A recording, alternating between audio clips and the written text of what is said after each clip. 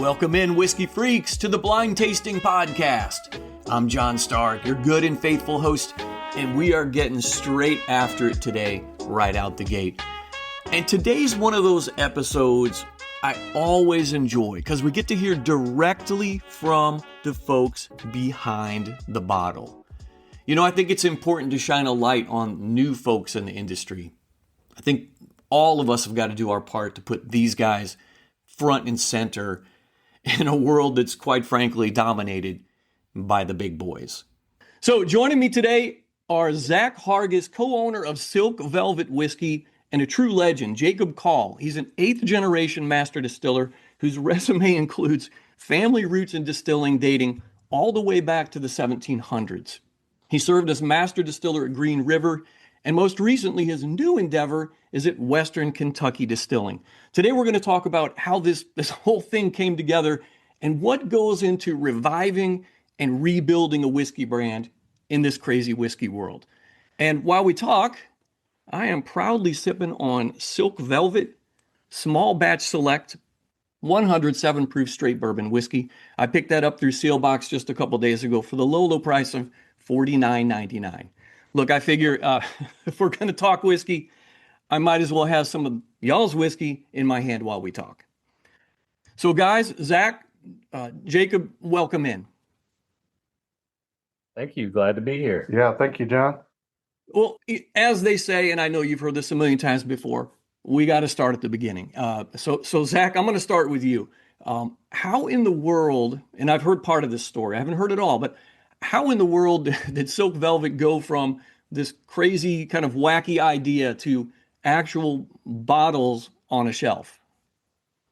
Yeah, so it's been a long journey to get here. So kind of, to the beginning of it, I guess it was it started with getting the opportunity to join the O.Z. Tyler Distillery in Owensboro in 2019. So I was lucky enough. My wife and I were big bourbon connoisseurs. We would, take our anniversary trips to different distilleries and all. And we lived and currently still live in Henderson, Kentucky. So It was visiting the town next to us, Owensboro, and getting to see what Jacob had started over there in Owensboro and getting to tour it very early. And a job opening popping up, and luckily getting through and having an interview with them and getting hired on. So that kind of started it. And then it was through the couple of years, getting the feet wet in the bourbon industry. While we were in Owensboro, my dad gives me a call one day, and he says, "You got to come by the antique store." So he's an old historian. Loves the old antiques, all that good stuff. And so I run by after work one day, and he takes me to this glass cabinet, and it's got all these old bottles, all these old documents, and they were all this brand called Silk Velvet Whiskey, and it was right there from our hometown in Henderson. Wow. And we got to looking at them, and it had this really beautiful baby blue label with this gold foil, all original. And we started looking at it, and, my dad goes, this would be awesome to bring back. And he's such a dreamer. He's one of those guys with an idea every day. So you're like, oh, yeah, that would be cool. But then over the next couple of days, we started digging into the story, digging into the heritage of it. Mm-hmm. And it went from, oh, this would be cool to bring back to, no, we have to bring this back. This is, there's too much here. There's too much history, heritage, for our hometown, but also for bourbon in general. So then while we were in Owensboro, I brought it to Jacob, and I was like, listen, we've got this brand that we found. It's got, everything there, and we've got to bring this thing back. But the only thing it's lacking is good whiskey. And so Jacob was like, well, I got you there, so you don't have to worry about that. But that was what, 2020 when we were looking at it. A lot happened in between then and launch. We had the launch of Green River that we were pretty preoccupied with and getting the name back. and then, the buyouts and all that good stuff. Right. But it was really coming out here to Western Kentucky Distilling Company, where we were able to get it off the ground and really get it Well, running. do you have that? Yep. Do you have that original bottle somewhere? Yeah, I've actually got it right here Have you on really? the shelf. Oh, let me get a look at Yeah. that. Yeah. So, Oh we man. had quite a few of them.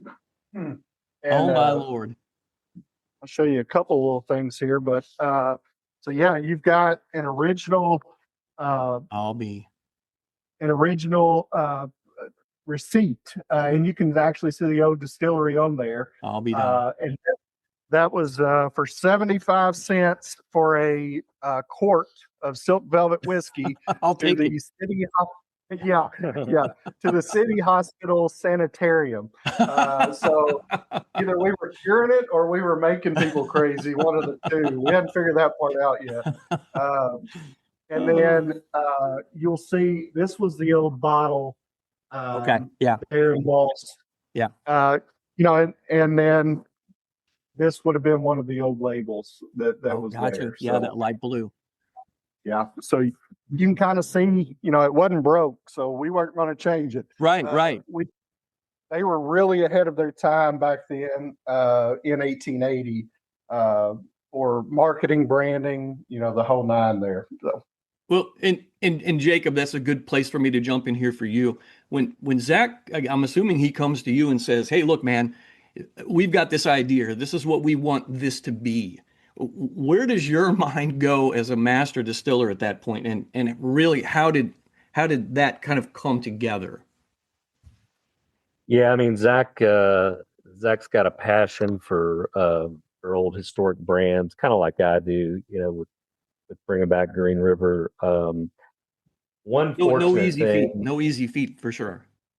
Yeah, one fortunate thing about being a contract distiller is that we make a lot of different recipes and a lot of different mash bills. So, we sampled and we tried a lot of different barrels, and we really kind of zeroed in on this 75-21-4 for his single barrel project. But then the small batch has two other mash bills in it. So it's got the 70-21-9, and then it's got some 78-13-9. So it's just a good blend. So luckily we had a lot of different types of bourbon, and we really just, poked around and sampled and did a lot of tasting and figured out, what Zach wanted. So I guess a follow-up to that question is, at what point in this crazy journey here of reviving and rebuilding this, did you kind of start feeling, both of y'all, like you're thinking, holy shit, this thing's taken off? Yeah. So there's been a lot of pinch me moments throughout this whole thing. We've resurrected old brands before, like I said, on the Green River, and Yeah. been other ones in between there, with a lot of brands coming through those houses. But, on my side, those were always somebody else's. They were somebody else's story. For this one to be in the town I was born in, the town I was raised in, No kidding. to bring something back from the history of that. And then also to really be fully hands-on, making decisions, and then getting to see it on a shelf. That first time we saw the actual label on the bottle with a full, first one goes down the bottling line. That was a pinch me moment, So we launched in December of 24 in Henderson, Kentucky. And we just launched in Henderson, Kentucky. We wanted one to bring the brand back and launch it in the spot it was originally made and originally launched itself. So we wanted the town to get involved with us. So seeing that very first night, that very first launch party was a pinch me moment. But really, the next 6 months or so, we were slowly launching this out into Kentucky itself. But really, I think the spot that, holy crap, we have something here, was the Kentucky Bourbon Festival last year. I tell a quick story. So we go to that festival, and we're there the very first night. It's called, the Bourbon in the Air, 3 hours long. We're just, we're set up. We're like, all right, here we go. We're going to share with the world. This is going to be a great weekend. Very first hour, one person comes by. Hour number two, one person comes by. Hour number three, we get a couple more, but man, I mean, it's nobody there except for one guy. You're thinking Brandon. I've done all this work and here we are. Here we are. So we go home that night thinking, oh my gosh, what have we done? We're kind of out of fish out of water here. Even though we've been here before, you just never know what you're getting into. Next morning, Friday morning, same thing. First hour, nobody's, so we finally take a barrel out in the middle of the aisle and we're just going to start telling people, hey, come try us. And so once we did that, we say, hey, you want to come try whiskey? And like, well, I don't know anything about you, but yeah, we'll try some whiskey. And it was doing that, and a couple of friends that had known about us kind of drumming up. It went from that first couple hours of I don't know who you are, but I'll try it, to I've been told to come over here and try this whiskey. Nice. And from that point on, we didn't stop until the festival was over. And we went home after that weekend and was like, okay, we 100% have something here. Well, I mean, I'm gonna mention the bottle here, and then we can talk about your offerings. Yeah. The bottle is, I mean, when you say the words old school, I mean, this is the definition of old school. I mean, like you said, this label is from what, 100 years ago? Yeah. So, they started 1880, and they were in clay jugs at that time. Okay. I mean, Okay. so you had to go, another 10 years or so before they even started getting into the bottles. But around late 1890s, early 1900s, they started on that baby blue label, and that the font that you're seeing now. Yeah. And they were just so ahead of their time on packaging and marketing. And so when we were looking to bring it back, it was that label that made us fall in love, initially, and that color. And so it was like, there's no reason to change this. We want to honor the heritage of it, not reimagine it. Right. Yeah. Well, and so so we make sure we fit this into our discussion today in our talk. Tell me about, I know I've got this offering in my hand here, but I think you have another offering. Tell me about both of your offerings. And then if you don't mind, do you have anything else coming down the pike? Or is it a little secret just between us guys? Yeah, we might be able to get into a little bit of it. But yeah, so that very first launch was our baby blue label. That is our silk velvet single barrel. Okay. So that is like Jacob said, a 75 21-4 mash bill. We launched with a 6-year-old. What we've been producing now, or releasing now, is a 7-year. We'll keep that in the 6 to 8 year range. But this is a char 4 barrel. This is at 107 proof, but it's really the profiles that we're looking at. It's with a name like Silk Velvet, you've kind of got to like a name like Smuckers, right? It's got to be good. Yeah, you've already got some things in your head where you think the whiskey should be. So, I know it's a dirty word sometimes, but finding something that's smooth yet complex, something that we're whiskey. Jacob's been doing this. I always tease him. He probably had whiskey in his bottle, but we're this is a passion of both of ours. Whiskey is in us. Everybody here at the distillery, we love whiskey, and so we think about this as consumers. We think about this as what we would want to drink when we're picking these barrels. So we want something that we can sit by a fire with, enjoy, but still have to think about. So that is the very first offering that we put out, and then the small batch select is what we released. That you've got that we released that at Kentucky Bourbon Festival last year. Okay. And that is also at 107 proof. a mixture of 4.5 to 6.5 year barrels on this first batch. So okay, yeah, I love the 107 proof point. I know everybody's gone bonkers. They've gone nuts over hazmat lately. That drives me crazy. I did an episode on that. I don't think that's good for bourbon in the long run. People getting excited about hazmat, because if we want to bring new folks in, you don't want to hand them something that's 144 proof. This 107 proof here is right in that sweet spot, I think. well, and the other good part about it, that 107, I like a middle proof palate. I don't want it, and there's nothing wrong with the lower proof, Right. but I like it in that middle palate range, middle proof range. And so that's kind of where we landed at. But the other good part about, I think what you'll agree on these bottles too, they don't, some people even get scared at 107, but these do not drink like they're even in the 107. They are so, it is the bourbon connoisseur, the person that really loves bourbon is going to really enjoy this. But even the beginner, I think, has got some things in there that it's not going to put them off from whiskey either. Yeah.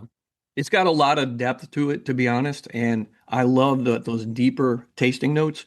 This has got that. But like you said, I think that even beginners or newbies or whatever you want to call them, I think they could get into this as well. My I other agree. question was, anything else coming down the pike? You got any weeders on the way? Are there any ryes we can talk about? Anything finished?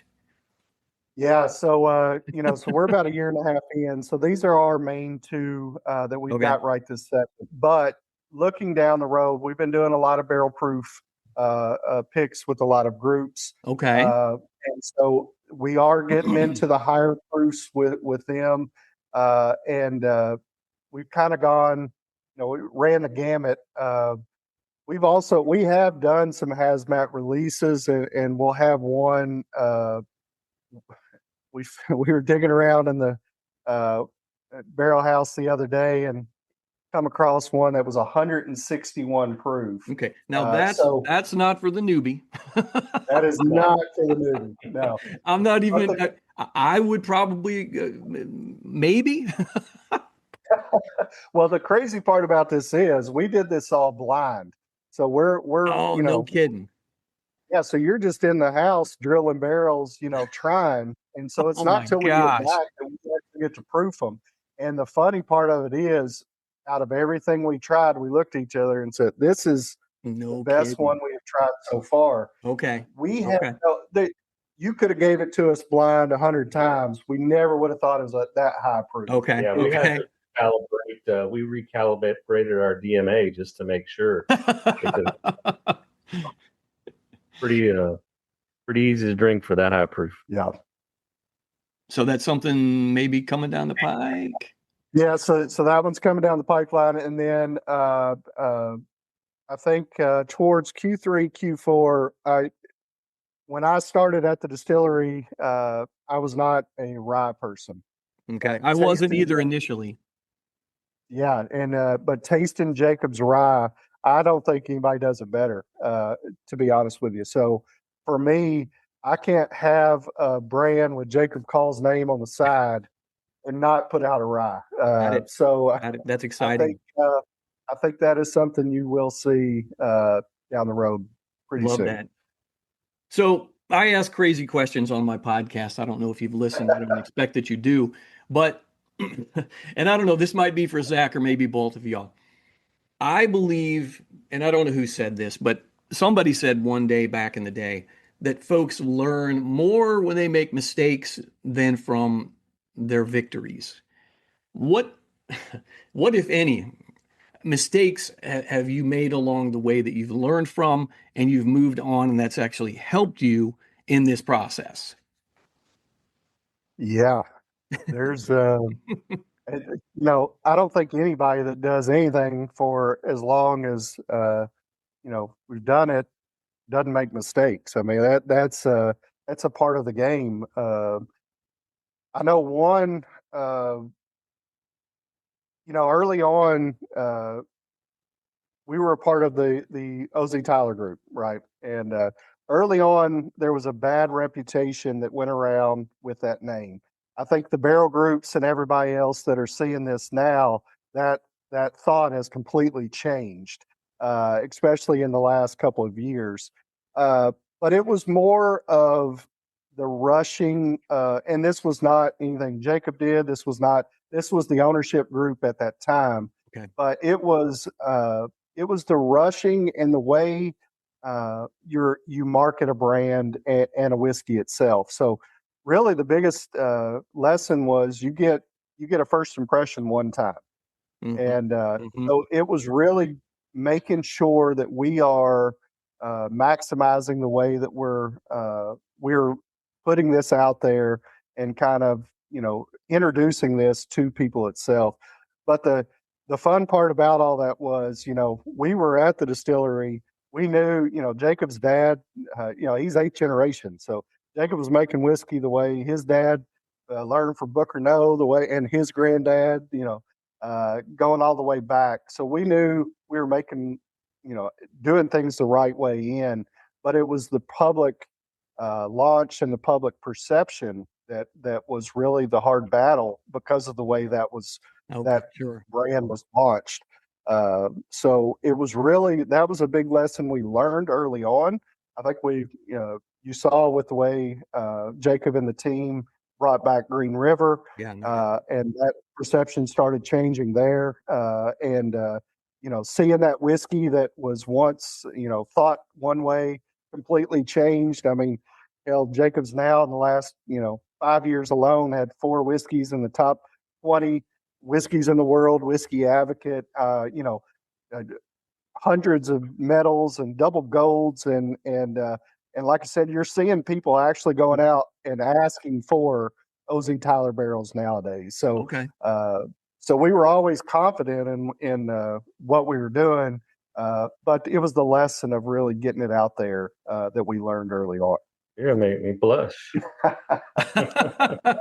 His head's going to be so big he can't get through the door. No, 8th generation. That's incredible. I'm honored to have both of you on today. I don't know if I said that yet. I just want to let you know that. And I guess this is another one for Zach. And I know this is a basic thing, and it's kind of sappy, but when people hear, and I guess I kind of draft off that OZ Tyler thing. When people hear the name Silk Velvet Whiskey now, what's the first thing you want to come to their mind? First of all, I know you want them to buy it, but what is the first thing you want to come to their mind? No, that's a great question. And, we always talk about in-house, you can have a good story, you can have a good label. Yeah. If you don't have good whiskey, that's good. Those two things will get you an initial sale. But if you don't have good whiskey, they're not rebuying it. So the first thing I want people to know is it's damn good whiskey. That's and that's been the fun part, and why Kentucky Bourbon Festival was a big pop off for us, because you see all this stuff, but until you get to try it, you don't know if it's any good. We've all had that beautiful bottle that we pop the cork and it's like, whoa, what were we doing here? So that's the very first thing. This is a brand made by people that really love bourbon, and that's number 1, 2, and 3 for us. Yeah, I mean, we really do sample and try every barrel and every blend. So, everybody has an off day, but I think, with the group, with everybody tasting and trying and sampling and blending, and, quality definitely has to come first. Have you all ever disagreed on anything? like Zach was like, I kind of want to go this way, and Jacob's like, I don't think so, dude. Let's pull that back. No. I mean, we have different palates. Everybody's got different palates. Sure. We align pretty well on bourbon. I like some of the, get into more of the scotches and things like that. Okay. Jacob's a traditionalist in the bourbon sense. I can go into more of the finishings. But overall, that's the good part too. We've disagreed on bourbons before. Yeah. But if both of us like what we're putting into the bottle, that's a go. And not to say our palates are the end all be all. Right. We just look at bourbon of what we enjoy, and if we agree on, hey, this is a damn good barrel right here, Yeah. we're going to put it in the bottle, and hopefully people will agree with us. So this is I think it's starting to become a thing. I don't know. You may agree. I know Brian Bisking over at Barrel Room over in Cottleville. I think you talked to him not too long ago. And one of the things I took away from your discussion with him, I I personally cannot stand a bullshitter. I don't like bullshit, and that's Yep. part of what I do here on my podcast. This is, I guess you'd call it a bullshit-free zone. But I understand Jacob also has a similar kind of policy or maybe a credo. What Yeah. would you mind telling us what your policy is, Jacob, and tell us the story? How did it come about from something, or where did your policy come from? I've got a few. Okay. I think you know which one.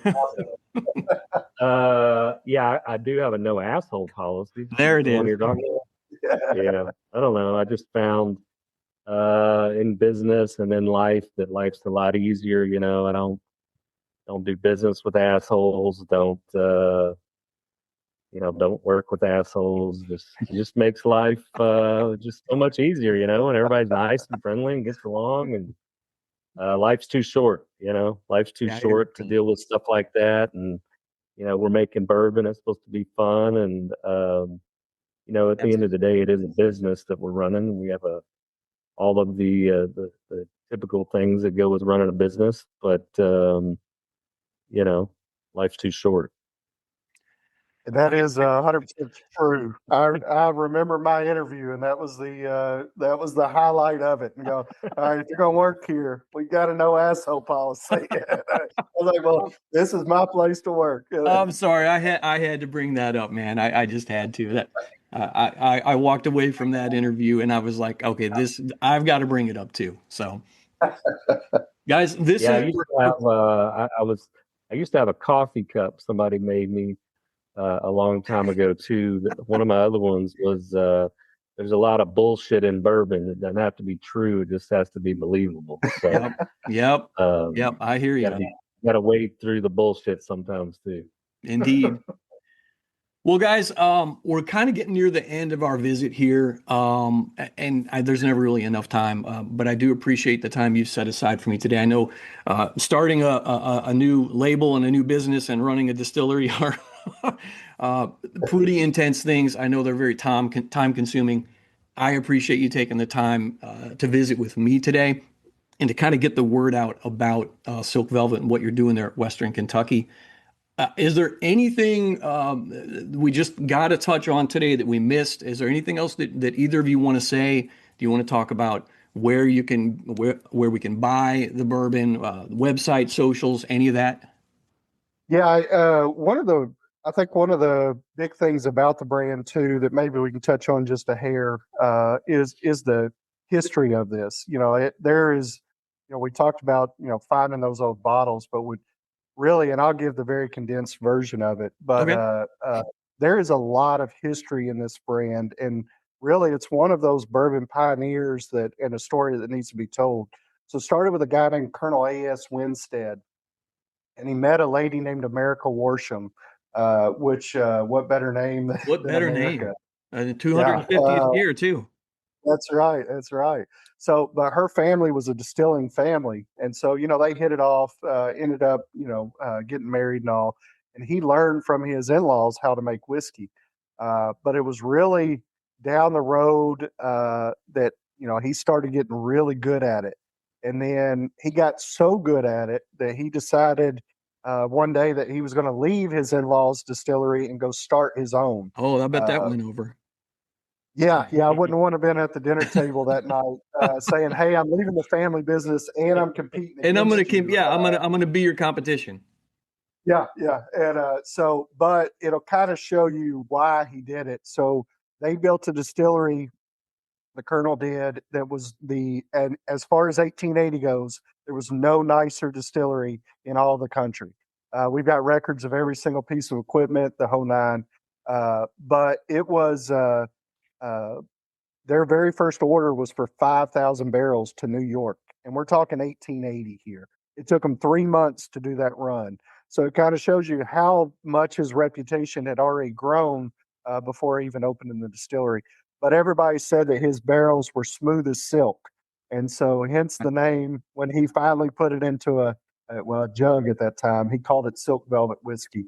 But the Colonel brought his two sons into it. They helped run the brand. It went from Henderson, Kentucky, and they grew that brand to a national brand back all the way up to Prohibition. So this was not a regional brand. I mean, this was a full-on adventure that they were on. The Colonel ended up getting sick. His oldest son ended up taking over the brand and the distillery. He grew it even more. He's really one that really started doing a lot of the marketing parts of it, the smooth as silk, rich as velvet, those type of things. But, unfortunately, that big nasty word Prohibition hit. The Colonel was sick, ended up passing away. EW ended up getting sick. So, and then there was a fire at the distillery, which was really the final nail in the coffin. And then there was nobody there when Prohibition was actually ended to really bring back the brand. So it's been dormant for over 100 years. But the other fun part about this is America's family. That distillery didn't go away. They actually sold it to a guy named Henry Craver, and Henry Craver ended up renaming it to the Peerless Distilling Company. Oh. So there in Henderson, pre-Prohibition, you had the Winstead Distillery, which was producing Silk Velvet, and then you had the Peerless Distilling Company doing Peerless. And really, the Winstead, the Colonel's distillery, was about double the size. It was the bigger of the two, all the way up to Prohibition. So I always think that's a fun little caveat. That people don't realize that how big this brand actually was. The other couple of real quick ones. It was a Colonel. The Colonel and his two sons. Well, my dad's the one that showed us, all this. So he's in this with us. My brother's in this with us, who's been in the industry for 15 years. So it's a dad and two sons, now 100 years later. Kentucky Colonels back then. We're all three Kentucky Colonels. And then the most fun part is I actually live on the exact same street that the old distillery was on. So like it's it was one meant of those to be. things. I think it was meant to be. It was meant to be, man. Yep. So, well, I love it. But yeah. Where can we get these fantastic whiskeys? I know I got this off Sealbox. This was $49.99. I thought that was a steal. Yeah. So we are available across Kentucky, Tennessee, Colorado. We're about to launch in Alaska. We've got some other states about to come on board as well. Some northeastern states, southern states, and then Silbach we can ship to 48 states and across the nation. So visit us, silkvelvetwhiskey.com. We've got a store locator. You can see where you can go purchase, and then also a link to Silbox to be able to purchase from there as well.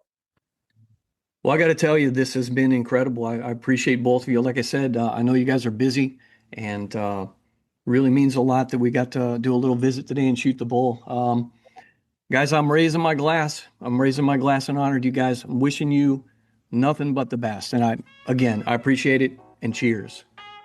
Well, cheers to you, John, and thanks for having us on. We really enjoyed it. Thank you. Good talking to you. Thank you, gentlemen. Have a good day. You as well.